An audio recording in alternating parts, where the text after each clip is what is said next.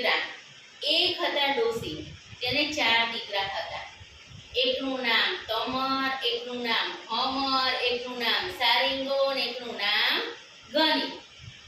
એક વખત ગામમાં નાટક મંડળી આવે છે. પહેલાના સમયમાં એવું હતું કે છે ને, આપણે અત્યારે ટીવી જોઈએ છે, પહેલા તો ગામે ગામ નાટકો થતા, અને એ નાટક મંડળી આવે એટલે નાટક જોવા આખું ગામ ક્યાં જાય? નાટક જોવા. બધાના ઘર લગભગ બંધ હોય ને બધા જ નાટક જોવા જતા હોય. હવે 4 દીકરા કે છે કે આપણે પણ નાટક જોવા જવું છે, એટલે એમને એમની માતાને વાત કરી. એની માને કીધું એટલે ડોસી માને કહે છે, મામા અમારે કે નાટક જોવા જવું છે. એટલે ડોસી માં કહે છે કે ભલે જાઓ પણ વહેલા આવી જજો, કે અત્યારે તો કે ચોરીની બહુ બીક છે. એટલે એમના દીકરાએ શું કીધું? સારું, અમે વહેલા આવી જઈશું. અને 4 દીકરા તો ગયા નાટક જોવા. હવે ડોસી માને જે બીક હતી એ જ થયું કે દીકરા ગયા એના 4 નાટક જોવા, અને અહીંયા એના ઘરમાં ડોસીમાં એકલા હતા અને ઘરમાં ચોરાઈ ગયા. હવે ચોરાયા એટલે એમને તો મંજૂરો ગોળીઓ બળદ દીધા, બગડી ભેંસ લીધી, ઘરમાં જેટલું હતું એ બધું લઈ લીધું.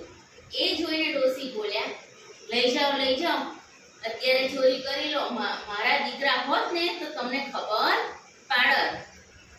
એટલે એક ચોર બોલ્યો, આ ડોસી કે બહુ બોલ કરે છે, એટલે લાવો આપણે ડોસીને જ ઉપાડી જઈએ.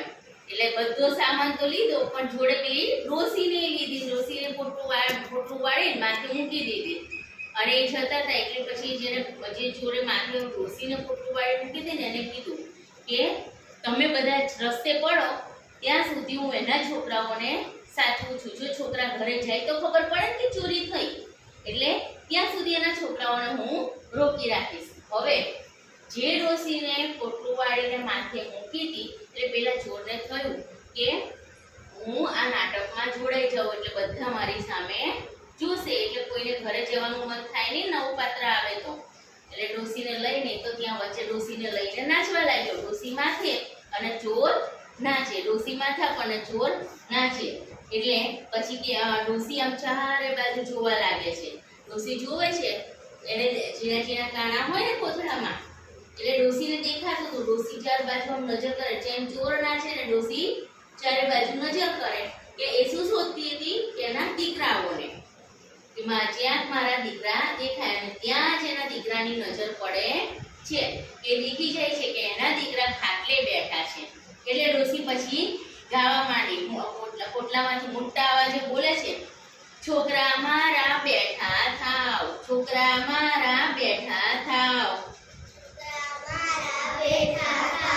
છોકરા મારા બેઠા થાવ. ચોર ઢોર લઈ ગયા, લઈ ગયા, ચોર ઢોર લઈ ગયા, લઈ ગયા, ચોર ઢોર લઈ ગયા, લઈ ગયા, ચોર ઢોર લઈ ગયા, લઈ ગયા. થઈ થઈ થઈ તા થઈ થઈ.